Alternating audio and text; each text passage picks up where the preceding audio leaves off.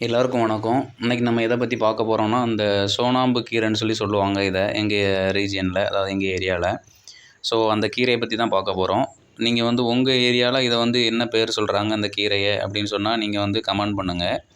அதுக்கப்புறம் இதுல இது சோனாம்பு கீரை. இத நம்ம கடைஞ்சும் சாப்பிடலாம், பொரியல் வச்சும் நம்ம சாப்பிடலாம். இந்த மாரி வெள்ள பூவா பூத்துட்ருக்கும்.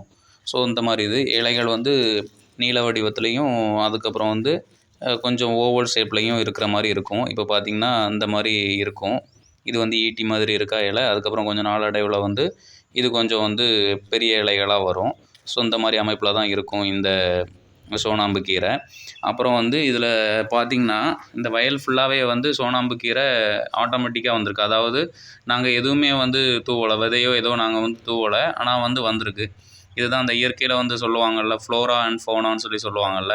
ஸோ அதே மாதிரி அந்த ரீஜனுக்கு தகுந்த மாதிரி, அந்த வெப்பநிலைக்கு தகுந்த மாதிரி அந்த குறிப்பிட்ட ஸ்பீசிஸ் அதிலேயே வாழும்.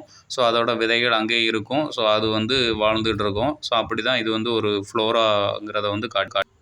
மேலும் இந்த கீரையை பற்றி நம்ம சொல்லணும்னா நிறையா சொல்லலாம். இது கண்ணுக்கு நல்லது. அதாவது பொதுவாக எல்லா கீரையுமே கண்ணுக்கு நல்லது தான். அந்த மாதிரி இந்த கீரையோட பயன்பாடுகள் எல்லாருக்குமே தெரிஞ்சிருக்கும். ஸோ அதாவது ஒரு பயிரானது, அதாவது ஒரு ஸ்பீசிஸ் ஆனது எப்படி இருக்கும்னா, அந்த இடத்துக்கு தகுந்த மாதிரி, அந்த சூழ்நிலைக்கு ஏற்ப சில பயிர்கள் வளரும். பயிர்கள், செடிகள் வளரும். ஃபார் எக்ஸாம்பிள் இதுவும் ஒரு எக்ஸாம்பிள். இந்த ஃப்ளோரா அப்படின்னு சொல்லக்கூடியதுக்கு ஒரு எக்ஸாம்பிள். இதே மாதிரி நஞ்ச சீசன் அறுத்ததுக்கப்புறம், அறுவடை பண்ணதுக்கப்புறமா என்ன ஆகும் அப்படின்னா, கொழிஞ்சு விதைகள் அதிகமாக முளைக்கும். ஸோ அந்த மாதிரி சூழ்நிலைகள் அதுக்கு எல்லா விதைகளுமே மேக்ஸிமம் நிறைய விதைகள் மண்ணில் இருந்தாலும், அந்தந்த சூழ்நிலைக்கு தகுந்த மாதிரி அது தழுத்து வரும். ஸோ அந்த மாதிரி ஒரு இதுதான் இது. அதே போல் நம்ம கொழிஞ்சிய சொன்ன மாதிரி நம்ம காளான் பார்த்துருப்பீங்க. ஏதாவது நம்ம கொப்பு குலைகள் அடைஞ்சு வச்சுருந்தோம் அப்படின்னு சொன்னால், அதுக்கு உள்ளே கேப் இருந்துச்சுன்னு சொன்னால், அதில் காளான் வரும். ஏன்னு சொன்னால், அதோட தன்மை கொஞ்சம் டெம்பரேச்சர் கம்மியாக இருக்கக்கூடிய இடத்துல தான் வரும்.